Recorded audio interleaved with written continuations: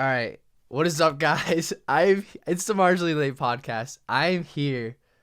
If you're a friend of mine, you know who this is. I am here with Ben Kenney, the other Ben Kenney. We're dividing by zero right here. The universe is going to cease to exist. Exactly. Literally. Oh my goodness. Like this is so I before we get into you, I just want to talk about my experience with you before you even knew I existed. So, um ever since I was a child, I would Google my name, and I thought it was the coolest thing that a musician like you would pop up. I would show everyone like, "Yo, I actually have a famous Ben Kenney." Da, da, da, da. And I would show everyone. I'm not even kidding. Like this is like second grade, third grade. And then recently, my friends started finding out about you because we're both musicians, and obviously, every time someone searches Ben Kenney, you're the first one that pops up. So my friends always rag on me like, "Hey, and here's the bassist from Incubus, Ben Kenney," but they're talking about me Yeah, all that's the time. that's I had a different experience where like I'm a bit old school. I'm a bit slow to get things together, and my friends kept hitting me up going, "Hey man, there's somebody with your name on Spotify," and I was like, I mean, I took forever to put my music up on Spotify, Yeah, yeah. and and everybody, like my friends kept hitting me up saying, "Hey man, what's going on here?" And I checked. That's how I came across you. I was like, "Oh, cool, that's sweet." But people were like, "Yo man, you got to put your music up." I was like, "Okay, I guess I got you now." Yeah, yeah. And that's how we met because you put your music up, but it went on my page. Yeah, you got my 13 cents. Yeah, yeah, yeah. Yeah. I think I got maybe like 100 followers from that, and then, but I think the next day like switched over, or 2 days or something like that. It switched back over. But I think right now it might still say like you have a show in like at the Moroccan Lounge. I think that's on my profile right now. It, I don't even know how. So I actually got in touch with people at Spotify, and they managed to split our profiles there. Yeah. But I honestly don't know how any of it works out in the world. Like we occupy the same space alphabetically, you know. Yeah.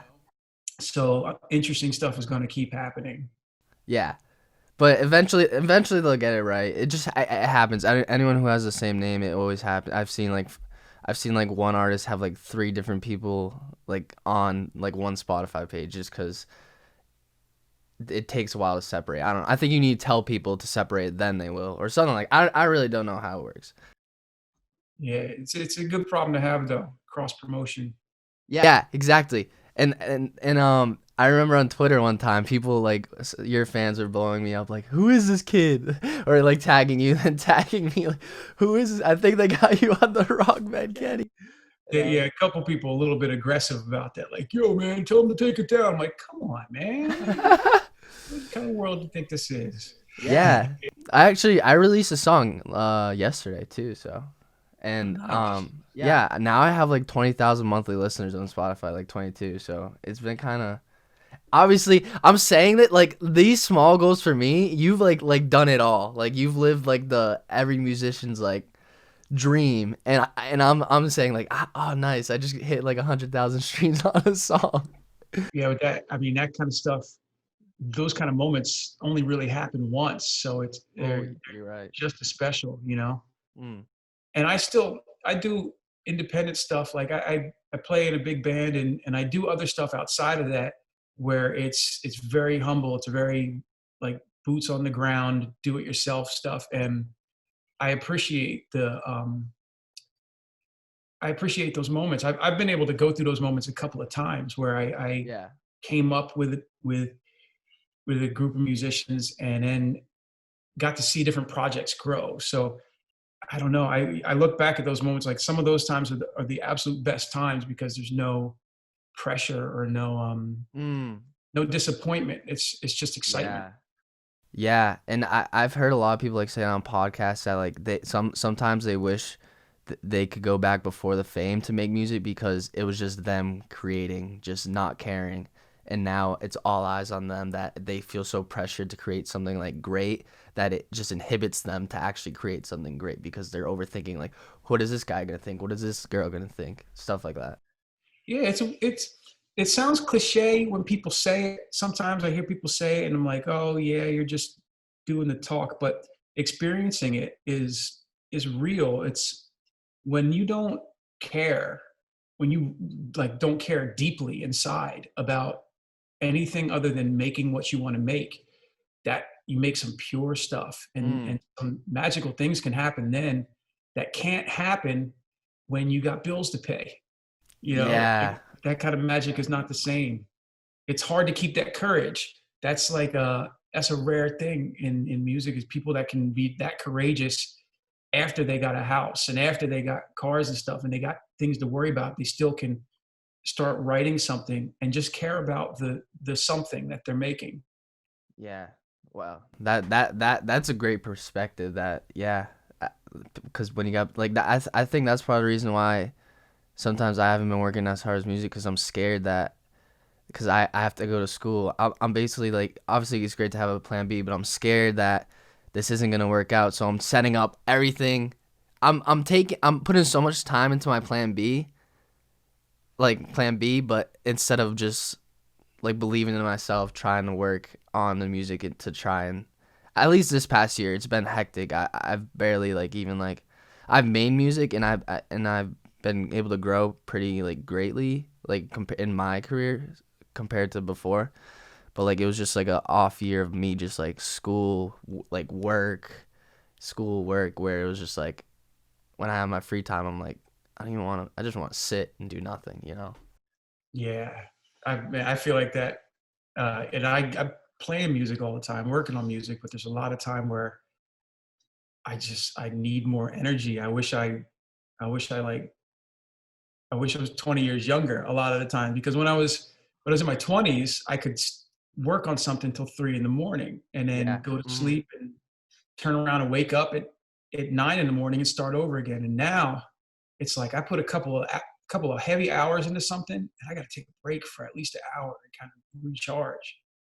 You Yeah, know, so like along with that, what is how something I struggle with sometimes is just getting started. How do you normally get and I know you're like a music mastermind. You can play like seven different instruments. I can just play like country roads on guitar. Um, but how do you get into like that flow where even on the days you don't really feel it like it, how do you like tell yourself I'm just gonna make music and like what's your creative process behind all of that or like yeah or like advice you give to me for that? that's that's something I've been thinking about that a lot, because uh, fortunately, I have a few different things going on right now where I got some stuff I'm doing with my band, and I have some stuff that I'm doing with my own project. Mm. I've got a couple lanes right now that each require attention. And I've been thinking about it a lot because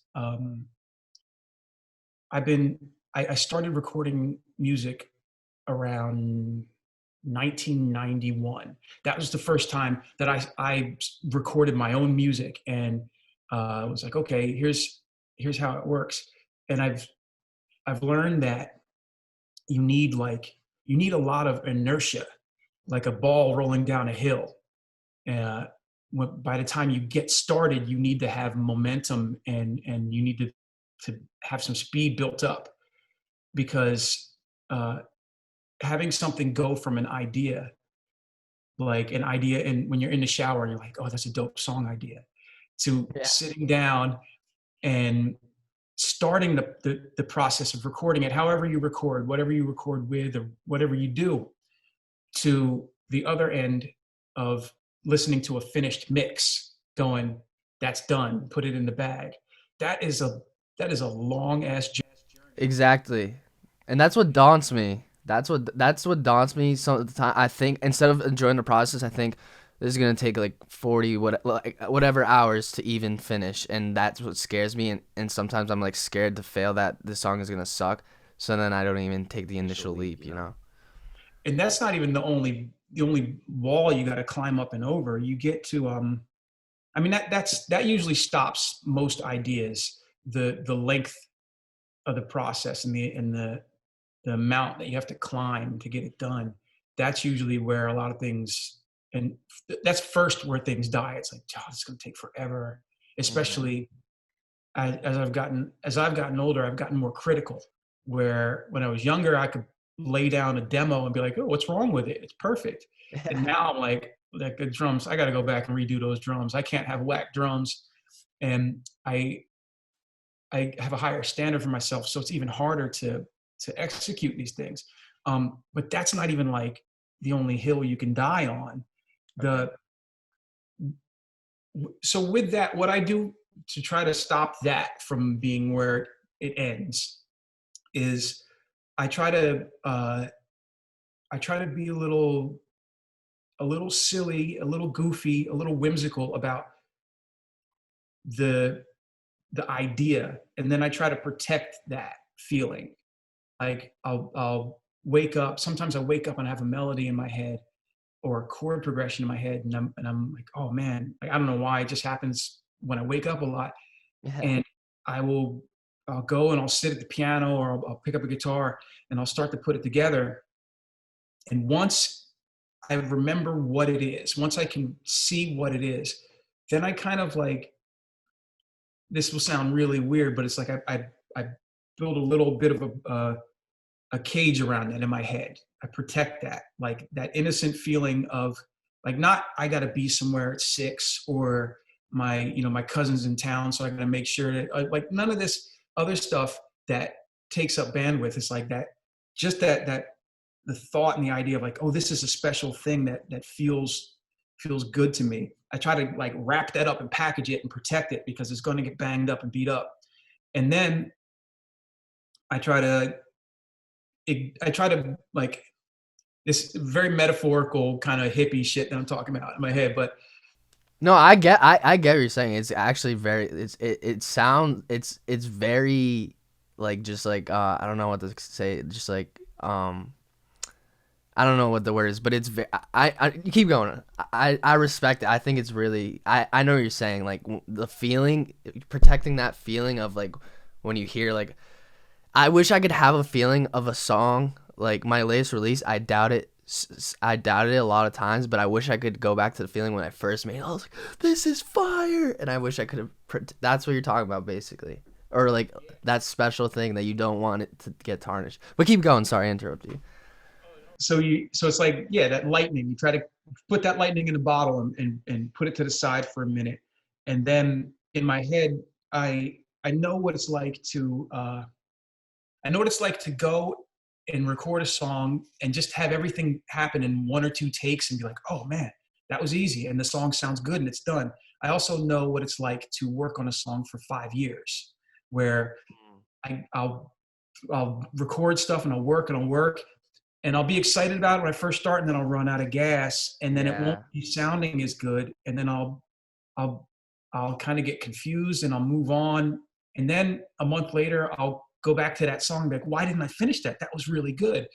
And go over that like up and down. And I've had songs that have taken, oh, I had a song that took about 8 years to finish. Uh, Wow. and I mean, Wow. it's like, it wasn't like I wrote the like it wasn't like I wrote Beethoven's Fifth Symphony or something. I'm writing my songs, really valuable to me, but it was, I kept going back to it, and a couple of times I had to destroy it and rebuild it, and do all this stuff to kind of to understand what I needed to do to be able to walk away from it. But like, I think about these things as I've got the lightning in the bottle beside me. I touch these things. I know it can be hard. I know this could take me forever to finish. I know that I might never finish it. And that, if that's the case, then I have to really enjoy trying to finish it and enjoy exploring it, because I might learn something else along the way. And I just touch those thoughts, and they're all out there. Now that I know all the different ways that I can get beat up and this can fail, I know them. They're not going to surprise me. And then when I'm ready, I crack open that jar again and like start checking out that lightning. Like, okay, what was it that it made me feel? And I try not to get too too wordy about it in my head. You know, we think with language. All of our thoughts Mm-hmm. are formed with the words that we learn, in a sense. But I tried not to to look at it that way. I just want to feel that feeling. What is it? What does it look like? Where does it take me? You know, and Yeah. then try to be as ignorant as possible and be a good worker and just keep working like nothing else matters, because the rest of the world will be there when you're done. It will be all your troubles will be waiting for you when you get out of the studio. Yeah. Yeah. Yeah, no, I think I was one of the like the best knowledge bombs I've ever like come across music wise. That was like because the reason I'm saying that is because it's so true now that I think about it, like capturing that feeling about whatever like a music, because eventually you're gonna have doubts, but if you just have that feeling of just like I thought this was really good, and I'm gonna, like you said, cherish that. That is something that will motivate you to keep going instead of thinking like, oh, this song might be good, but my other song's bad. I have other songs to do. You're just hurting that piece, that like piece of craft because you're just like you were saying, overthinking everything, which Yeah, is yeah. doubt. There's an unlimited supply of doubt available.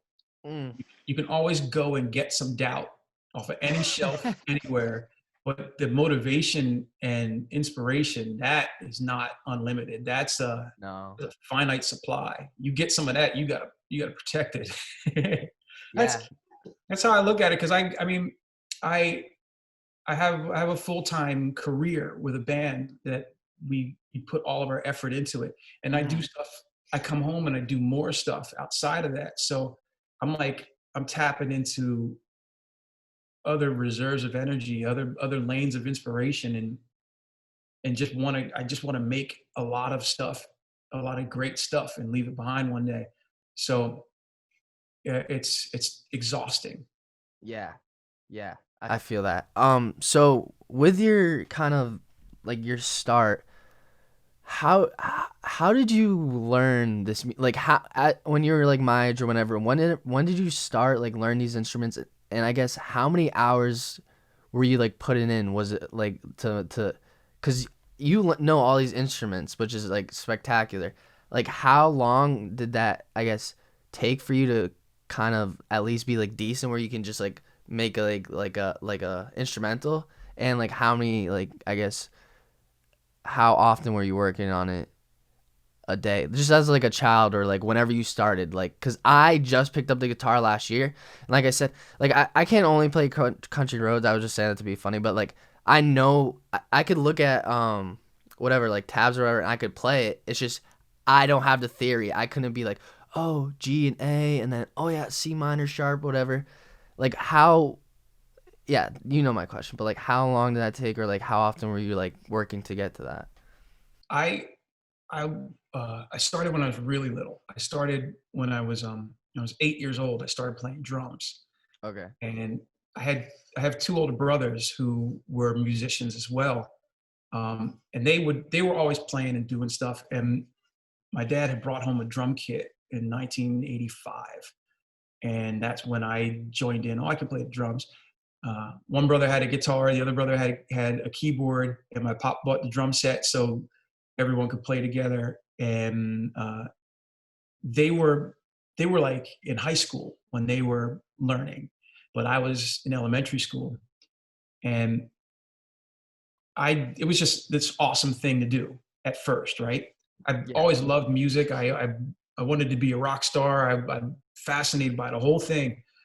And at first, it was just like, oh, this is as fun as going and playing two hand touch out in the grass with Kareem across the street. You Yeah. know, it was like it was just a thing until I got to be about like 12, 13 years old, and then I started running into the difficulty of like hitting puberty and not being a popular kid in school and all this stuff. Like that shit drove me nuts, man. And I then found refuge in playing. So I would go to school, and we'd be in gym class doing stuff, and I wasn't the fastest, I wasn't the strongest, or we'd be in math, and I wasn't the smartest, or I wasn't the anything. Like I didn't stand out other than like just being, the brown kid that lived 3 blocks from the school. Like Literally, that was same for me. I literally worked so hard to play basketball. I barely played my senior year. I was like the sixth man for like the second half, and my grade point average, I was the most average kid in my class. I failed math junior year, and I was 52 out of 104 people. I was the most average man in my class, smarts wise. that's yeah, I feel you, man. That was kind of my ride, and I I don't know. I felt like I was special. I just couldn't prove it. So I would come home and I would play drums for hours, and then I would play guitar for hours. And it was something that none of the other kids were really doing. There were a couple other kids that played music, but nobody was really serious about it, with the exception of like two other kids. And I could be good at it. And my brothers were leading the way. They were learning how to do it, and I was stealing a lot of their stuff. And I don't know, it just, no matter what happened at school, no matter what happened with my friends, it was like I could go be good at this, and I could pour my energy into this. So once I got into high school, sports disappeared. Other than skateboarding and surfing and stuff like that, I was more like, I'm going to go home and play guitar because this is what I want to do. Yeah. And it kept going until my late teens. I like in my mid teens, I was like, yeah, I'm going to start a band. And I met some kids that were really, really talented. We started a band and we started playing shows in like the middle of high school. And by the end of that time, I was like, oh, I need to really do this. Mm. I need to, I don't want to do other stuff. I don't want to get a job. I don't want any of that other world, man. I want this music stuff. But I could tell there was a difference between the people that did it and the people that I knew who did it. The people that I knew who did it, it was cute, it was cool. But the people that did it, they were like on another level. And I wanted to be on that other level. Mm. So I guess the end of my teens, my early 20s, there was nothing else that was more important than music. And I practiced. If I wasn't practicing, I was on my way to practicing, or I was playing music somewhere with somebody. It was everything. There was I moved to Philly with a couple guys that I was playing with, and I lived off of like $20 a week. My mom would give me some money here and there, and I uh, I just sat in the apartment and played and listened to records all day long. And it was like there's nothing else that I wanted. Not Yeah.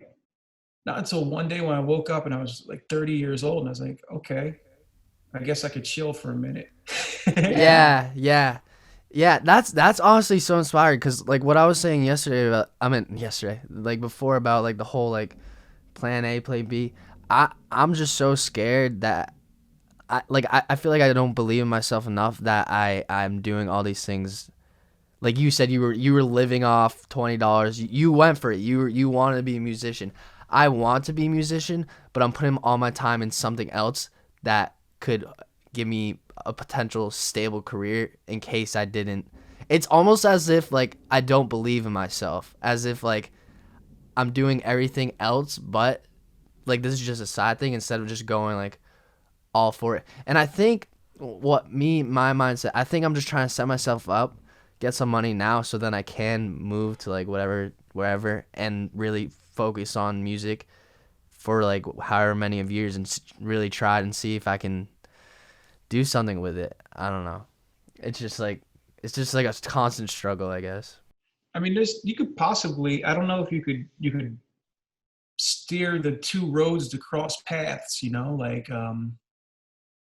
I know studying business does apply, not music business in school. Music business classes in school are like, they're outdated every 2 years. It's like, no, it doesn't work.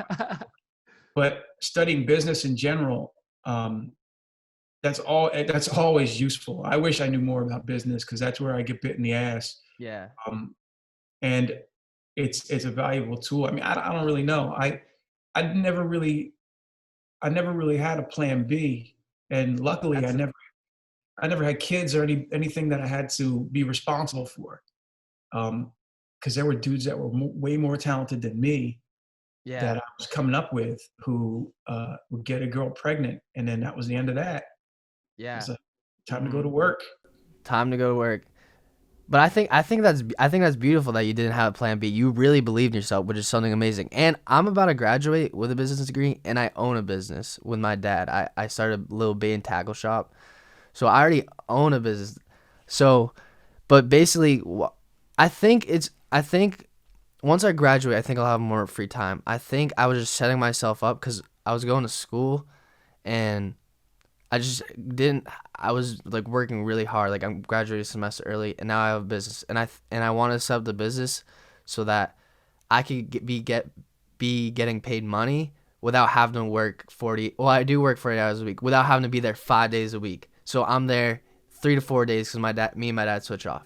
So the other 3 days I'm working on music. It's just right now it's really hard because I have school with it too. So I think I'm just I don't know. It's just like I don't know these like you were saying the doubts. It's just like why am I not treating music like a job if this is what I want to do? I'm treating the other thing way more higher, but it's not what I want to do in my life. But it's because it's the easiest thing. It's the shortest gratification because anyone can open a business. You can do it tomorrow. But to be a successful musician, that doesn't you have to work for that. I it's wild hearing you say that. It's wild because I think of a couple of things. Like Yeah, the tell me. first thing I think about is that there are tons of people on social media who just spew this, just go for it, just live your dream garbage all day long. And they're just telling people that irresponsibly, like, like go wreck your life chasing your dreams because I don't No. have to be there if it falls apart. Yeah. Um, and that sometimes that creates like this atmosphere that makes people assume things are easier than they are. And the second thing that I think of is that now in 2020, if I was 18 right now and I was like, okay, I'm going to do this music thing, I would not have the slightest idea where to start because the the music industry that I came up in doesn't exist anymore. Uh, Mhm. Mhm. there were things that were a little bit easier about it and things that were a little bit harder. What was easier about it was there was more of an obvious path. Like you get signed to a record label and make a record and go on tour, or that was a route. You'd go on tour, you'd open up for somebody else, you play to their fans, you'd take as many of their fans as you can, and eventually you would get better at everything and make a better record and do a better tour. But that all like that doesn't, especially this year, that doesn't exist at all. No one even toured. Yeah. There's like 10 Crazy. concerts this year, and then they turned the lights out. Crazy. So I don't even know. I got a buddy lives around the corner from me, this drummer that I've been playing with, and he's 21, and he is he's one of the most talented people I've met in a long time, and brilliant musician and insane drummer, and he writes his own stuff and works on his own stuff, and he's navigating his own path, and he does a lot of he creates a lot of social media content to direct people towards his music. Like he's constantly making these videos of him playing drums on the beach, and he shreds. So everybody loves that. But he's got the thing where he's got to steer. He's getting attention for being this killer drummer, and he needs to steer it to like, well, hey, check out the music that I make because this is where my heart is happiest. Yeah. And Yeah. I'm watching him like, man, that is terrifying.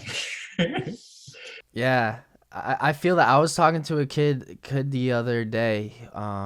He was a high schooler, and I told him he had every kid's like dream. He started vlogging. It went viral. He started getting like 200,000 like videos of vlog. And then like 2 years later, he talked to me. He was on the podcast, and he was like, um, I didn't want to be known as a YouTuber. That's why I stopped. I want to be known as a producer. So it's like like it's just a super fine thing. Like once you're put into like a box, whether you're a YouTuber or a podcaster, it can be very hard. Like a famous one, obviously, it can be very hard because you hear all the time like YouTubers that trying or celebrities that try and cross over into music. Some people do it successfully, but others they're just like, oh, that's still the same.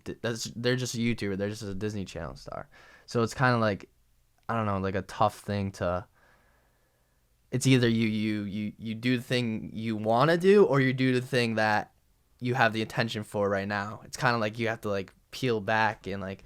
But I know that the drummer guy is different because it's with music. But like I know just with my friend, he was really popular on YouTube, but then he stopped because he wanted to make beats and make music for other people around him and stuff like that. It's still the same challenge. It's still, you still end up dating the girl you love. You're dating her sister in the end, you know, that, Yeah. I, my path is very unusual with that because I'm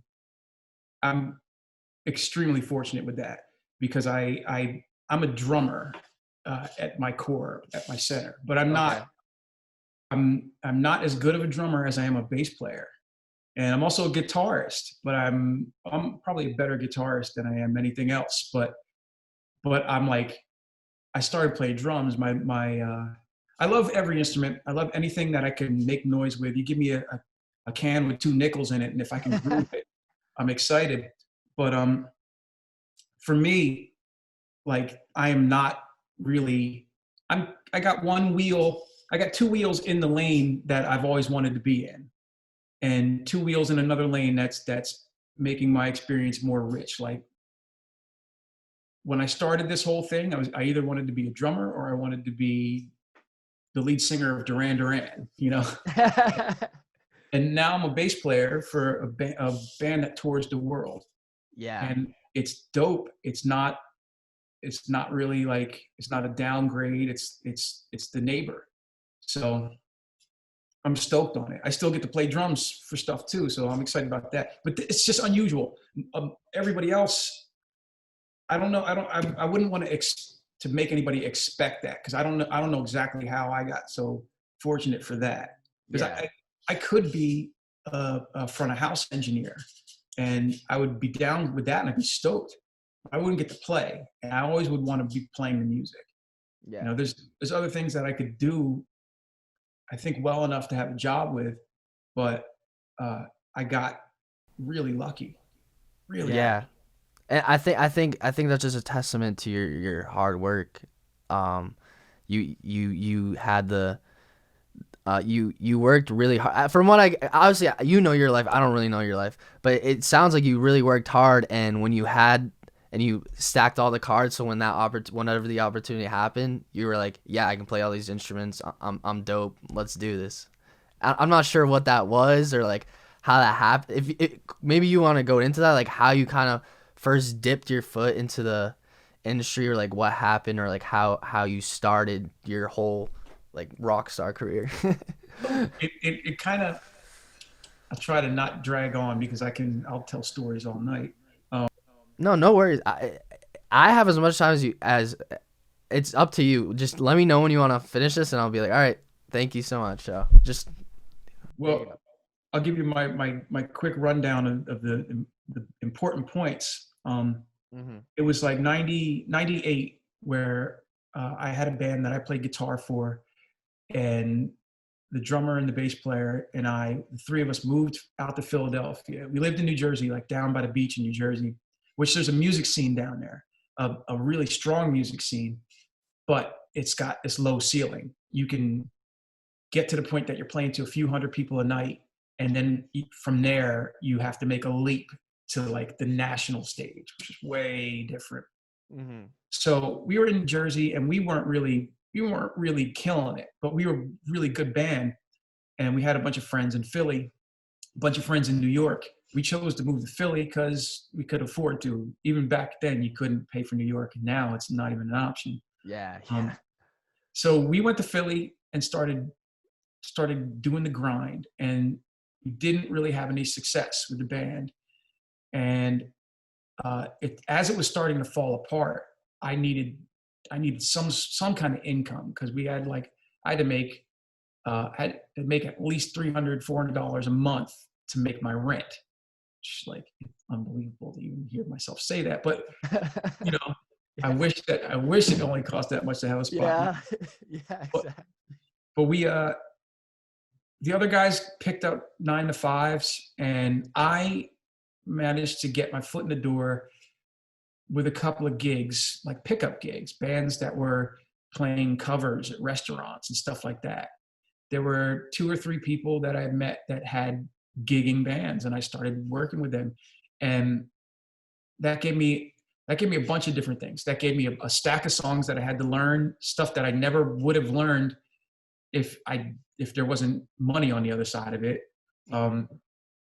It gave me a chance to play every week, a couple times a week, and I would end up making, like, between $40 and $80 a gig.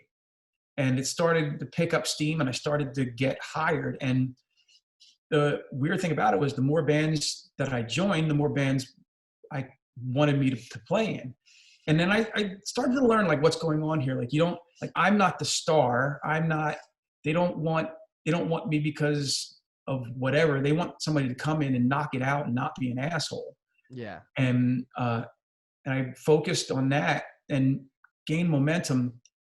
And very quickly, I got involved in the music scene, like the extended family of the Roots in Philly.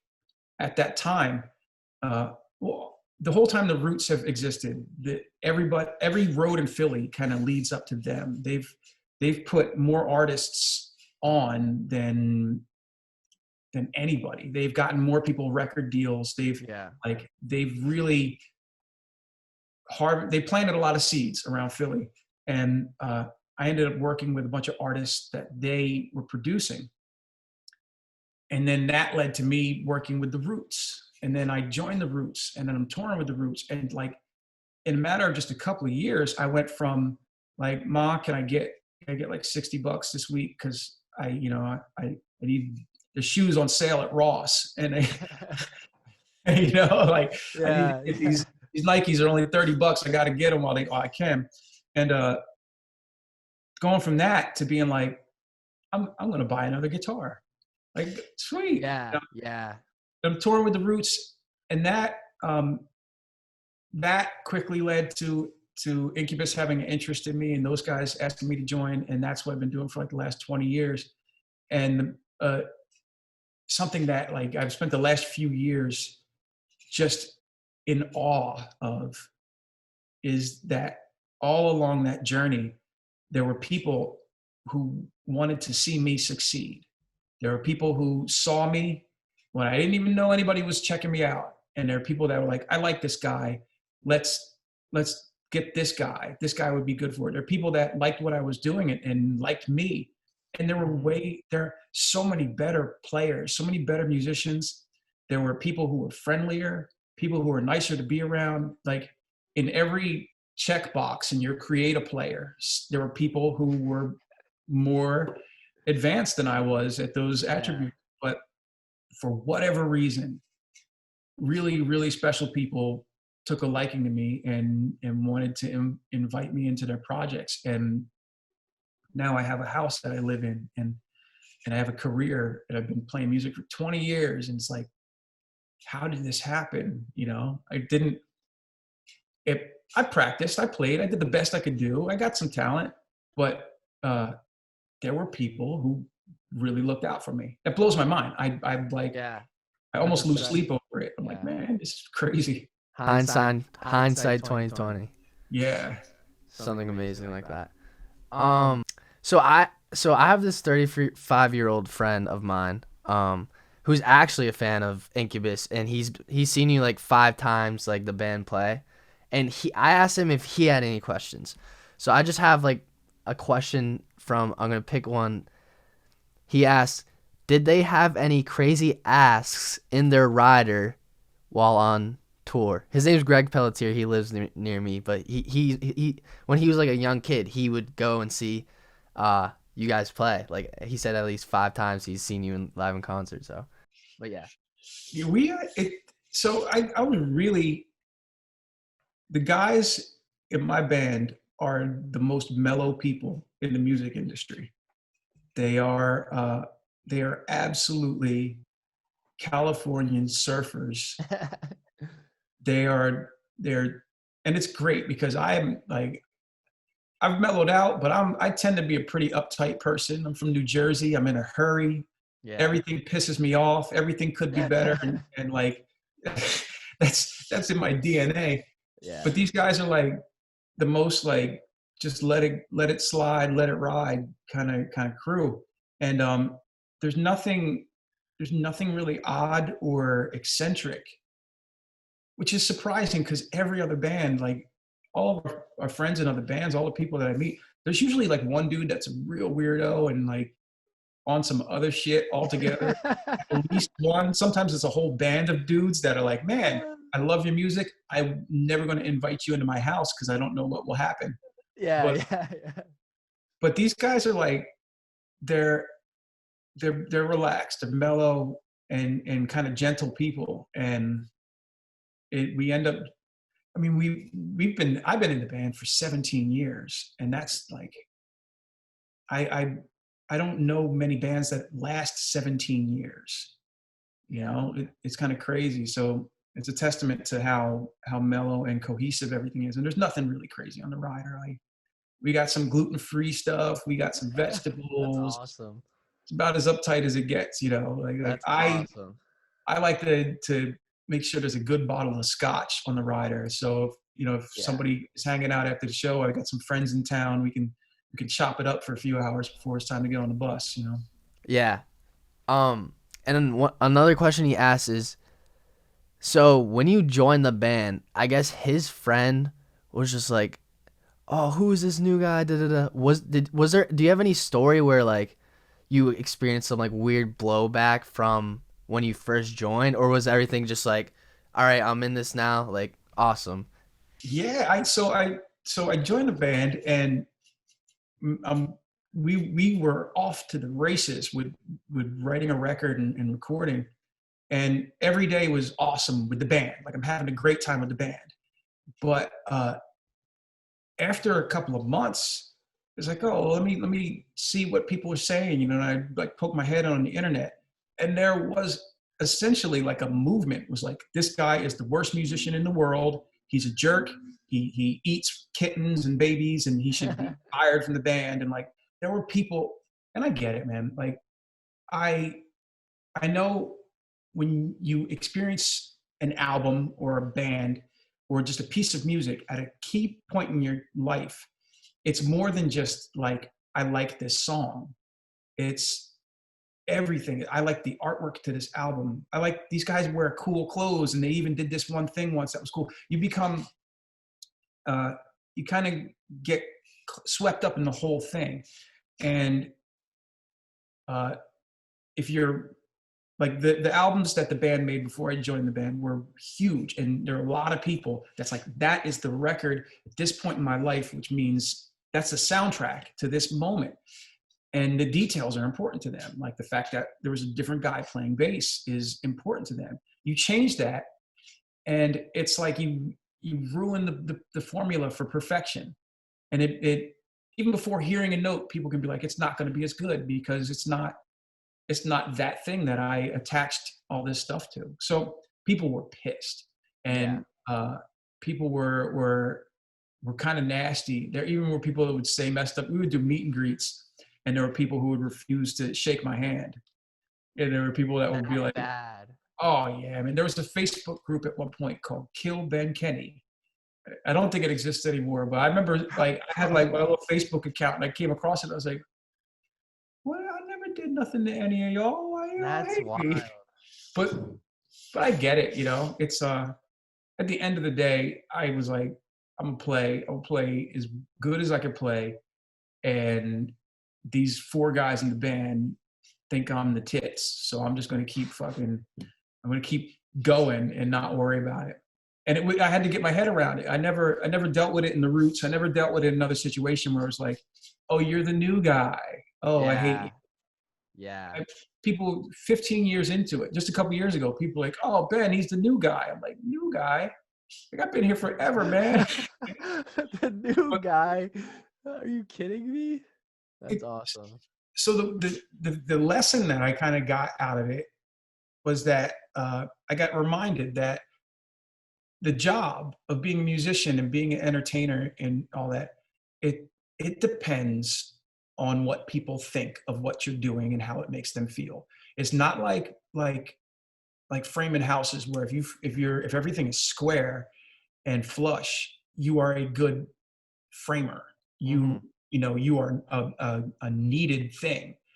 Being a musician or anything in media or entertainment, it's like if people don't like you, that is that's bad for your job because they don't have to buy your music or anything. Yeah. Hmm. Um, so getting my head around that, like, okay, that's not that's not why I love music, not at its core. Like, people like me because I do music. That's not the get. The get is the same thing as that being that kid coming home from school and not really having people be nice to you in school and coming home and be like, it doesn't matter because I'm going to go shred for an hour and I'm going to be a rock star in the basement in my own mind. That's the get. That's the thing that I still try to hang on to this day. So it's okay for people to like me. If people not like me, uh, as long as some people like me, that's cool. As long as there's enough people that enjoy it, that's cool. Usually haters come with success, Yeah. Yeah. so just roll with it, man. I Yeah. like myself. I like the music that I play. I like you too. Yeah. Yeah. Yeah. You're a good guy. Yeah. Well, I just cause when I guess you guys were at like your heyday, I was probably like 4, so I don't really I don't really know too much. But he just said that like one of his buddies was just like a diehard fan. And he said so. I was just wondering like how if it was cool or like how you dealt with that. But I think you answered it like great. Yeah, people are gonna hate you, and as long as you have people who like you. Because I remember when I started first making music in high school. It was bad. It was terrible. This is like like when you first start making music, you're just trying things out. It's terrible. And there's this. I made a really bad song and I released it on SoundCloud. And this and people would hate me for it and like make fun of me. My own cousin would make fun of me. And one time, this kid at a basketball game at halftime, you know how they play like 100% whatever. They play like this stuff at halftime. He gets on the aux, plays my terrible song, and it crushed me. He because he thought it was so funny. Everyone was laughing at me at like a high school basketball game, and I just had my head down. I'm like, oh, dude, it was one of the most crushing things. But I stuck with it obviously, but like it was just one of those things. It was just like, wow, people are nasty. And now it's kind of cool to see like people supporting my thing. Like I had a concert in my town with like at least 100 people showed up. I was the headline. 100 people showed up. I got to crowd surf on an inflatable turtle. I got to like mosh with my fans. They were screaming every word. And like 3 years prior, that halftime thing, and everyone's like, oh ha ha ha ha, like, cause it was a really bad song. But for him to just like play it, just like make fun of me and get a laugh for the upperclassmen it just crushed me. I had my head down for like 20 minutes and then I finally left. Yeah, that's a pain in the neck, man. But he was playing your song, right? Yeah. Like, he was trying to diss you, but he was recognizing you. I mean, it's easy for people who are not putting their heart into something, into some kind of art. It's easy for them to just dismiss something as not good. Well, that's not good. Well, let me see yours. Well, I don't have one, but if I had one, it would be better than that. That's not valid. That's not good enough. If you actually try to make something, then you start to learn that it's hard to make something, and then you Mm. are like, oh, well, maybe I shouldn't be so critical about this because this couldn't have been easy to do, and I respect that. You don't have to respect it if you've never done it, but then you flip it in your head, and you go like, well, all mentions are good mentions, even bad mentions. All press is good press. Like, and this is a hard thing because you kind of got to trick yourself. It hurts when people are Yeah. dissing you. It hurts when Yeah. people say you suck, but you kind of level up just one notch above that and look back at it and be like, you talking about me. I'm the center of your attention. No matter what this is, I'm gonna try to turn this into something because I it's hard to get people's attention. It's hard to get people to look my way. And now you're all looking my way. So even if you're gonna point your fingers or whatever, I'm gonna stand proud. I'm doing the best I can do. Can't change that. And I'm just gonna, puff my chest out and say, here I am. Recognize that I did this. You don't have to like it, but give me my recognition and we'll move on. While everyone else is not getting the recognition in that moment, you know? Yeah. Even if you embarrass yourself, that's a lesson that was hard for me to learn. It's like even if you're the person who is face down, who slipped on their own scarf at your birthday party and everyone's laughing at you, you are the star of that moment, you know? So you gotta be like, okay, I'm gonna ignore my embarrassment and my shame for a minute, and I'm gonna take the reins because I am the star of this moment. And that's hard to get. Yeah, and I feel that over the years I've gained a lot of confidence in my music and myself, and I do feel like if something embarrassing happens to me, I don't really like, oh darn it, I'm just like I like talk. I don't know if you do this, but I like my failures. I love talking to my friends about my failures because it's like a way for me to like cope. It's like I love saying like, "Hey, I got rejected by this girl after history class." Like no one wants to say not like no one wants you to know that, but I love just like trying to just talking about like my failures and things so I can get it out and then move on. I don't know. That's just me personally. You disarm the bomb that way. Yeah. Talk shit like that. Yeah. Yeah. Yeah. Yeah, something like that. All right, well, we're about to hit an hour, so um I guess I don't want to take too much of your time. I appreciate you coming. If there's one last thing you want to say, like any advice for young people or musicians or just anything or what you're doing right now, like you're in your daily life, anything you just want to like talk about in the last like 5 minutes, and then we'll wrap it up. Well, I don't have any advice really because I discover as I get older that even being older, I'm still trying to figure it out. It's still a pain in the neck. There's at no point have I felt like I've got anything dialed in. Even though I've managed to pull off some stunts in life, I don't really have advice, and I get pissed off because I see people my age, uh, they're really disrespectful towards younger people. Mhm. And when I was a teenager, I remember being disrespected and feeling disrespected by older people. I remember like, oh, you're just lazy or you're weak or you're just wrong. And it always this venom coming from older people. And now that I'm in my 40s, I'm 43, and I see people that I went to school with, like being like the kids today, this, that, and the other thing. I'm like, you guys are assholes, man. You don't get it. They really don't understand that people in your generation, you guys are starting in an entirely different world than we grew up in. And we're judging you like you have the same stuff that we have or you're dealing with the same problems. You're not. And it's just, it breaks my heart to see how bitter and crappy my generation and up is towards younger people. I have a tremendous amount of respect for everybody younger because they are going through the craziest version of Earth, and and they're still willing to wake up and face the day. And that's like, I don't know if I could do it. If I was starting over and I was young today, I don't know if I could hang because it's so difficult. So I don't have any advice, just respect. And and we got to do a song. I don't know exactly what we got to do, Yeah, but yeah. we got to do something. And I think now is a good time to do a song because really think my chops have, I guess my music has really, if we did a song when we first talked, it would have been, I started deleting a lot of my like songs you heard when we first got introduced. I deleted, so now you don't have to check out my new discography, my new song. But yeah, I released it yesterday, so but I still had doubts about it too. Like that's why the lightning in the bottle thing was probably like the most special like thing. I'll take that for the rest of my life. That was just beautiful. But yeah, we have to do a song. You just gotta let me know.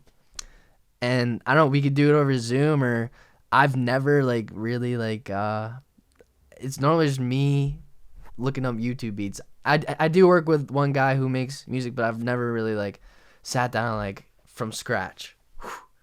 You know? Yeah, I've kept it in mind, and I'm going to try to put together, send you some ideas at some point, and then we will really confuse the algorithm with the naming of it and what artist, and then we can get famous by suing each other. We can make the song, and we can have a lawsuit saying, no, that's this Ben Kenney is the one who owns it. You know.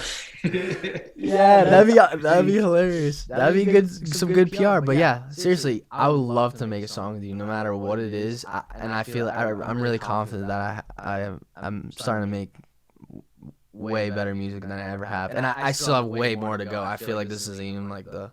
I still feel like I'm like here, and I could still be here if I just keep grinding at it, you know. Hell yeah! Let me take a screenshot right quick. Catch this moment. All right. You got it? Yep. All right. All right. This has been Ben Kenney. I'm just gonna end recording, but this has been Ben Kenney and Ben Kenney. Thank you so much for joining, dude. Seriously, appreciate you so much. Have a good one. Alrighty, dude. Seriously, thank you. That was awesome. That was like knowledge on knowledge on knowledge. I can't wait to share that with people. They're gonna get some grains of knowledge. That was awesome. Thank you, dude.